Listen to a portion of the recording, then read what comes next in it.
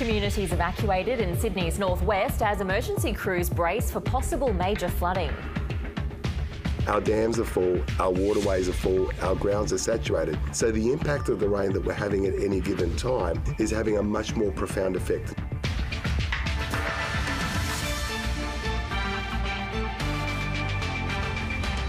Queenslanders to receive a 20% discount on their vehicle registration under new cost of living measures. A piece of the puzzle. CCTV provides clues in the search for missing TV presenter Michael Mosley. Gives it back to Bailey. He makes no mistake at all. And the Brisbane Lions keep their finals hopes alive after a 43-point win over the Bulldogs. Hello and welcome to ABC News. I'm Ruby Cornish. The New South Wales SES is responding to major flooding along the Hawkesbury River overnight, which forced residents to evacuate their homes. The SES instructed residents of Sackville North, Pitttown Bottoms, Lower Portland and Cumberland Reach to leave overnight due to rising floodwater. Despite the rain easing in some areas, the Warragamba Dam is saturated and continues to spill over. It's expected to slow down in a few days' time. The Hawkesbury River at Richmond is currently at moderate levels but isn't expected to rise further.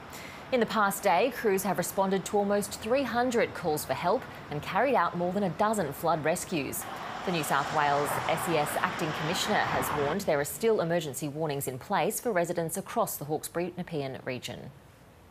Has been contracting, and today most of New South Wales you will see only limited amounts of rainfall, but that does not mean that the risk is not there, because what we are going to see now is riverine flooding in many areas, particularly in the west of Sydney, and this will continue predominantly throughout today and hopefully will ease later this afternoon and into tomorrow. So despite the fact that there are blue skies, we really need people to actually understand where they are going, what routes are actually open, and when they see flooded waters, that you do not drive in those waters. The SES currently has 44 warnings in place. 12 of those are emergency orders for people in low-lying areas, particularly in the Hawkesbury-Nepean area, to evacuate. If people are not evacuating, then we're asking them to please be prepared for many days of isolation. The Queensland Government has announced it'll cut the cost of car registrations in Queensland by 20% in this week's state budget. For more, reporter Lawrence Jeffcoat joins us from Brisbane. Hi Lawrence, what are the details of this announcement? Well, the Premier made the announcement a little earlier here at this football field in Holland Park in Brisbane South. He's announced 20% will be slashed off car registration fees for all Queenslanders later this year. That's expected to save up to $172 for 5.6 million Queensland households. That's also come with an announcement to boost the Fair Play voucher program, which helps parents to offset the expensive costs of club and representative sport. That's going up by $50 and will be made available to 200,000 Queensland households. Now, this obviously follows a suite of other cost of living policies that the Premier has announced, which includes a $1,000 electricity rebate for all Queenslanders and also the slashing of all public transport fares to 50 cents later this year. That's going to all be in the state budget next week, which will be handed down to Parliament on Tuesday. Here's what the Premier had to say a little earlier about some of those measures. Said on the very first day that I was Premier that I would listen to Queenslanders and deliver for them. And I've said consistently since then that what I've heard from Queenslanders is they want us to focus on their cost of living because they feel like the cost of everything just seems to keep going up. And since then, we've made a number of major announcements designed to address the cost of living. $1,000 energy rebates, 50-cent public transport, 20% off rego, and $200 Fair Play vouchers. Now, the Premier has denied that this is politicking or an attempt to grab votes ahead of the state election later this year, but it's unclear if either of these two programs and the funding boost to them will be extended if he's re-elected later this year. Lawrence Jeffcoat in Brisbane, thank you. Emergency services are searching for a surfer who disappeared in rough ocean conditions near Margaret River, south of Perth. The 40-year-old man was last seen in the water by another surfer at Surfers Point yesterday afternoon. Police say the man needed help but couldn't be reached because of rough conditions. Emergency services conducted a search of the water but couldn't find him. The search is continuing today and Surfers Point remains closed. Sydney detectives have extradited a man from Victoria over his alleged role in the kidnapping and sexual assault of a woman earlier this year. In April, a 36-year-old woman was allegedly forced into a car by an unknown group of men at Epping in Sydney's northwest. A day later, police found her at an address in Sydney's west where she told officers she'd been drugged and sexually assaulted. A 29-year-old man was arrested in Melbourne yesterday and charged with several offences, including recording intimate images without consent. He's expected to face Parramatta local court today. New CCTV has provided clues in the search for Michael Mosley, a British TV doctor who went missing while holidaying in Greece. The footage has thrown authorities off course. They say they've been searching in the wrong area since Wednesday. Rani Hayman reports. This CCTV that appears to show British TV presenter Michael Mosley raises more questions than answers. Authorities on the Greek island of Symi, where he was holidaying, say it confirms the 67-year-old made it to the town of Pethi more than 20 minutes after he left his wife for a walk along a rugged coastal path. We have eliminated the possibility he had an accident along the footpath because there are people who saw him with an umbrella and hat walking through town. Since Wednesday, a search and rescue operation involving helicopters, drones and sniffer dogs had concentrated on the area between St Nicholas Beach and Pethi, but this fresh information has them stumped. We've lost him from here onwards because there are no more cameras. Michael Mosley's disappearance has stunned people not only here in the UK but around the world, with many struggling to understand how anyone could simply vanish from such a small but frequented place. Known as the TV doctor who popularised intermittent fasting, Michael Mosley aimed to make health fun and accessible. Halfway. Often putting his own body on the line for science. The time has come for me to give myself tapeworm. Here we go. He also worked closely with his wife, Dr. Claire Mosley. And I have to say it has been, enormous fun. British media is reporting his children are travelling to Symi as the search continues. Rani Hayman, ABC News, London. Israel's Prime Minister has lashed out at reports the United Nations will add the Israeli army to a list of countries and entities that have committed violations against children. The list is believed to have been included in a report on children and armed conflict due to be submitted to the UN Security Council later this month. Other past offenders include the Afghan Taliban and the Islamic State group. A new report by the Australia Institute has found women and low-income earners are being left behind by superannuation tax concessions that favour higher income earners. The research also found tax concessions are set to cost the federal government more than the aged pension within a decade. Deborah Moxon was a nurse before a career change to buying and selling cafes. You want a snack? Yep, quick. At age 60, she's found herself without enough superannuation to retire. Shake hands for Mum. Give us your paw. Give us your paw. Too young to access the aged pension with rent on the rise, she's reconsidering her future. I certainly couldn't afford to retire. The little amount of super that I had is nowhere near going to sustain me for the rest of my life. New research shows increasing numbers of Australians, particularly women, will retire into poverty unless superannuation tax concessions are rethought. Every year there's about $48 billion worth of tax concessions on superannuation, and nearly 60% of it is going to the richest 20%. People who are able to make voluntary superannuation contributions tend to be on higher incomes, while those on lower incomes, people who run small businesses and women who take out time to raise children, tend to be unable to make superannuation contributions. This means when it comes to retirement, they're often left behind and are more likely to retire into poverty. So if you're someone who's in and out of the workforce or for periods of working by yourself, and you aren't able to afford to, in a sense, put in that extra bit for superannuation, it really can hurt you when you get to retirement and you find that actually you're going to really struggle. With traditional retirement unaffordable for Deborah, she's invested in a camper van so she doesn't have to pay rent while she travels and works around the country. And her advice for other women in her position? You can do it. Absolutely you can do it. And don't let anything stand in your way. Off on her next adventure. Kokahala Connor, ABC News. The United Nations has called for the immediate release of 11 of its personnel being detained by Houthi rebels in Yemen. The employees were taken in various parts of the conflict-torn country in what appears to be a coordinated crackdown.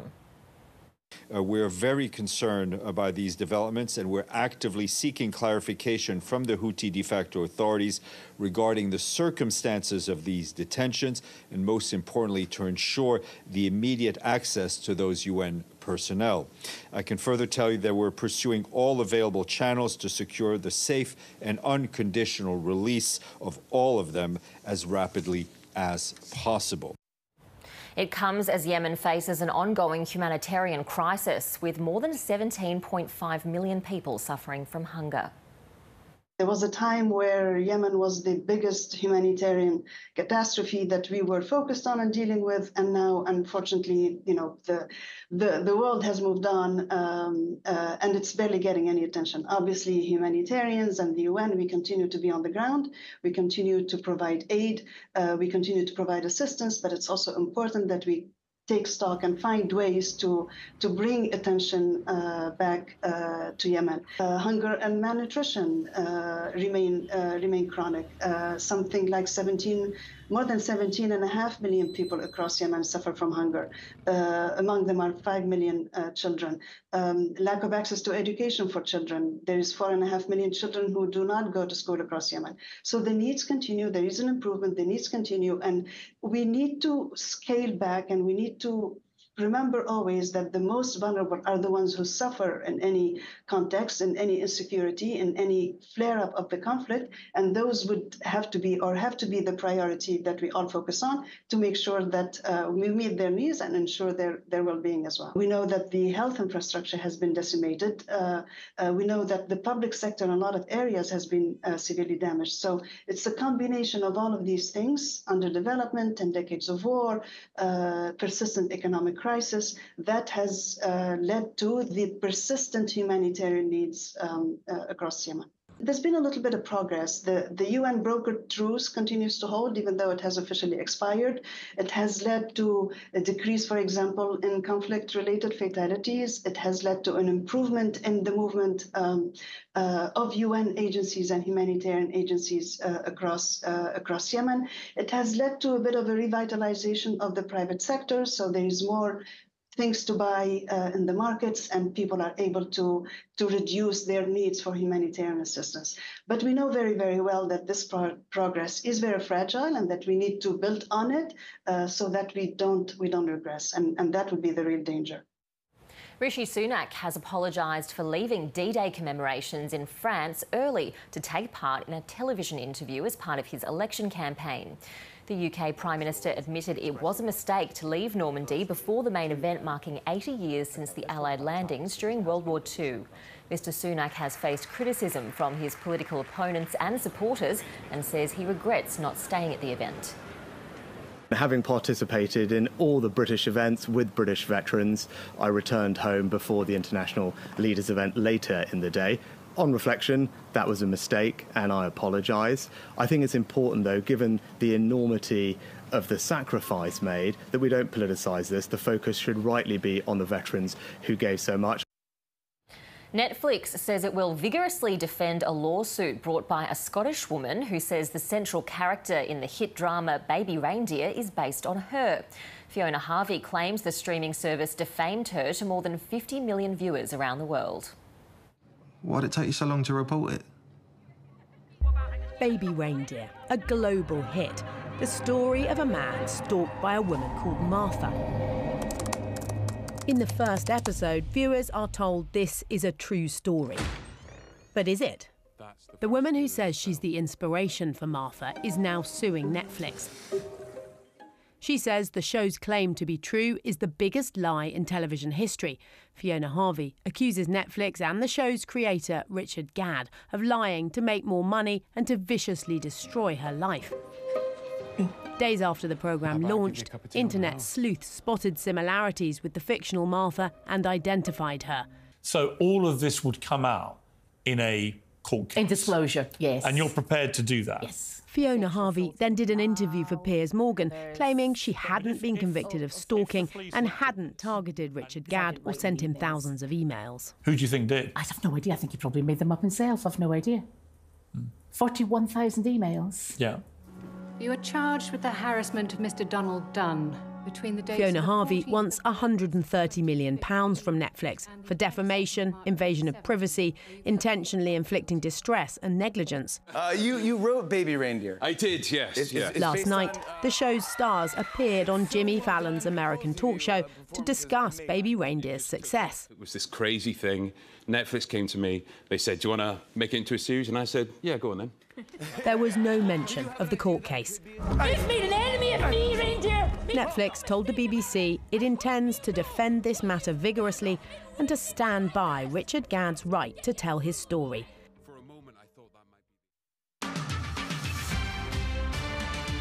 High temperatures in northern Australia create a tinderbox for wildfires, and the battle to beat them has become a year-long operation. Cattle producers attribute part of the problem to a lack of resourcing and accountability. Scorched earth more than 10 times the size of the Australian Capital Territory. Last October's Barkly blaze burnt through an enormous area in central Australia. But it wasn't an isolated inferno, with 60% of the NT burnt out last season. It's primed for fire, and so we've got this decadal fire event where fires occurring in the top end and central Oz.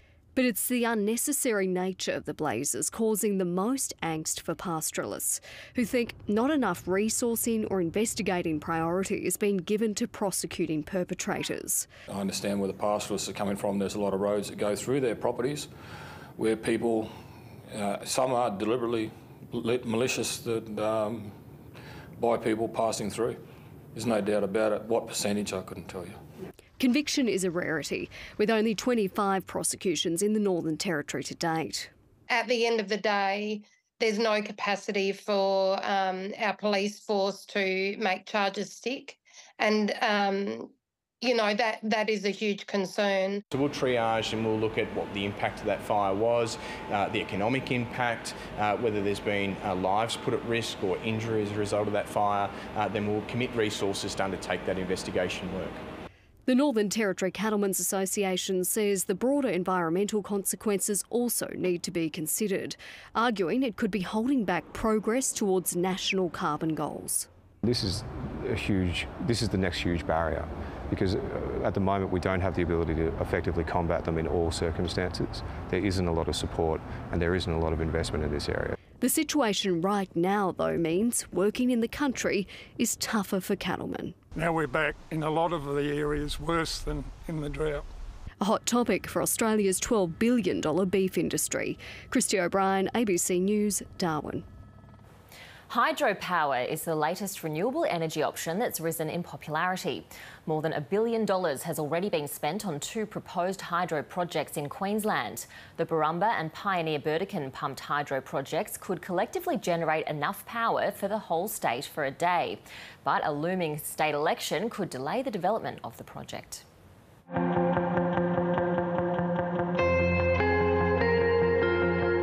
And we're about to embark on a huge environmental wipeout to somehow save the world.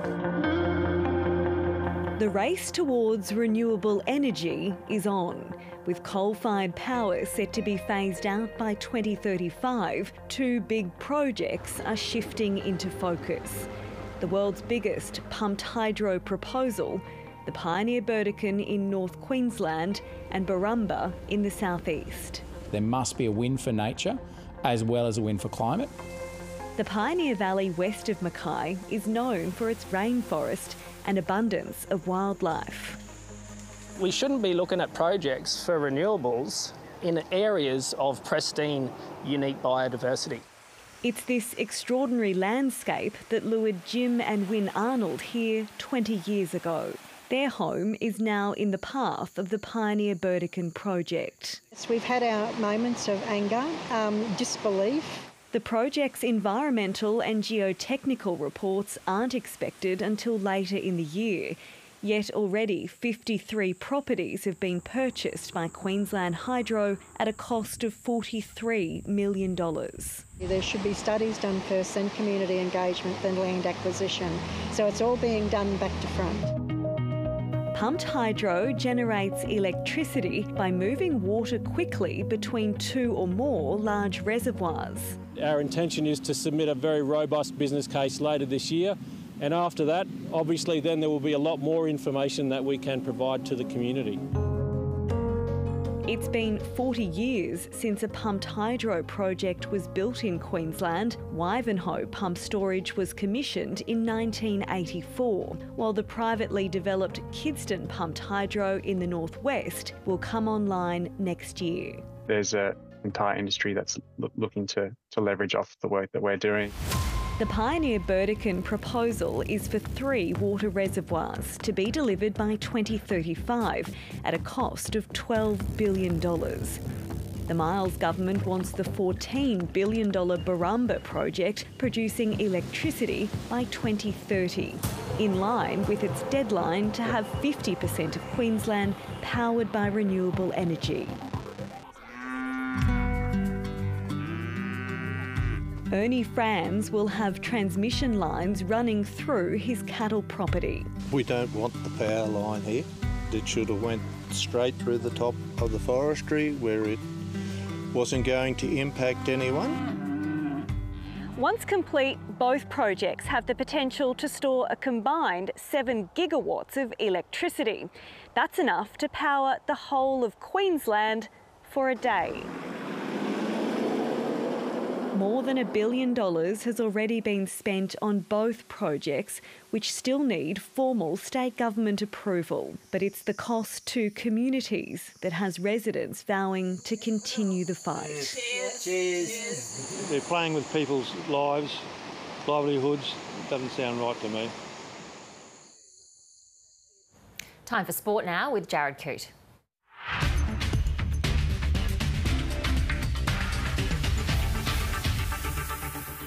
In tennis, Spain's Carlos Alcaraz has reached his first French Open final by beating Yannick Sinner in 5 sets.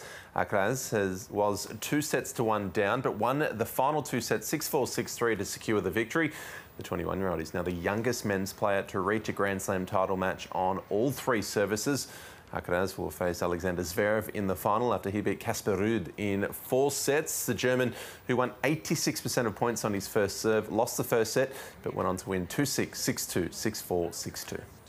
Well, it was a really close match. I think really high level of tennis, really high intensity of everything. I'm going to say the key was that I took my chances.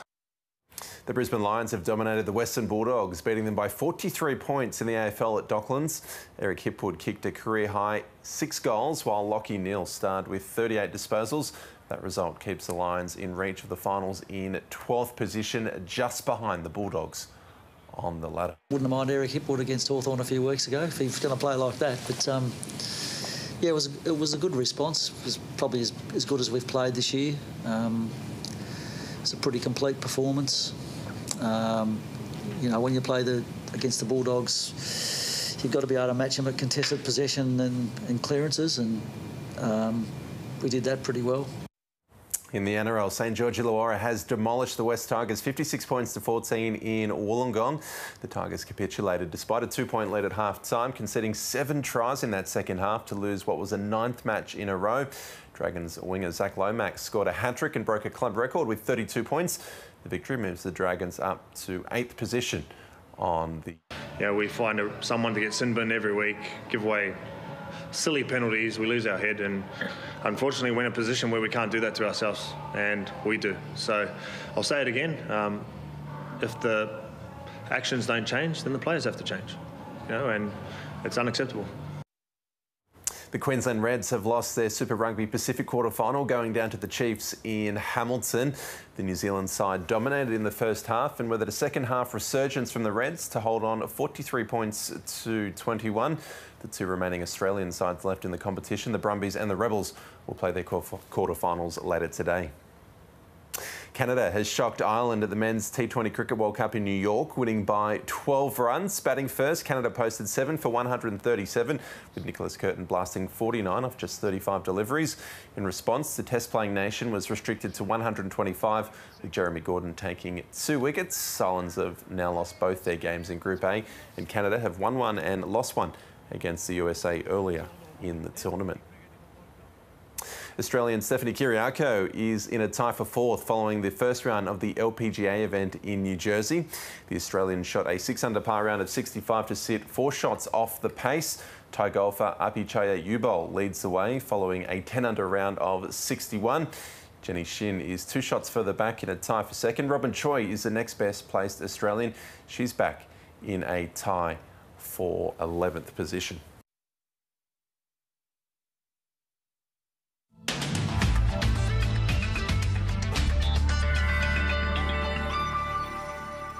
Looking around the country, in Queensland, mostly sunny and cool temperatures in the east and southwest today, sunny in the northwest. In New South Wales and the ACT, mostly sunny and cold in the northeast and southwest, clearing showers in the southeast, afternoon sun in the southwest. In Victoria, mostly cloudy and cold across the state, with some afternoon sun in the northeast. In Tasmania, mostly cloudy and cold in the south and northwest, mostly sunny and cold in the northeast. Mostly cloudy in South Australia with cool conditions in the southeast and central and mild temperatures in the west and north. In Western Australia, isolated showers in the southwest and south, sunny and warm in the north. And in the Northern Territory, sunny and cold in the northwest top end, mostly sunny and warm in Arnhem, sunny and cool over the interior and the south. And looking ahead to tomorrow's forecast for the capital cities, sunny in Brisbane and in Sydney. In Canberra, partly cloudy with light winds, cloudy in Melbourne, cloudy with a very high chance of showers in Hobart, partly cloudy in Adelaide, cloudy with a high chance of showers in Perth, and a sunny day in Darwin.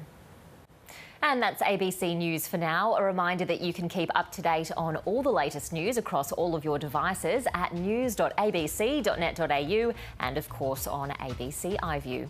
I'm Ruby Cornish. Thanks for your company. Stay with us. Regional news is up next.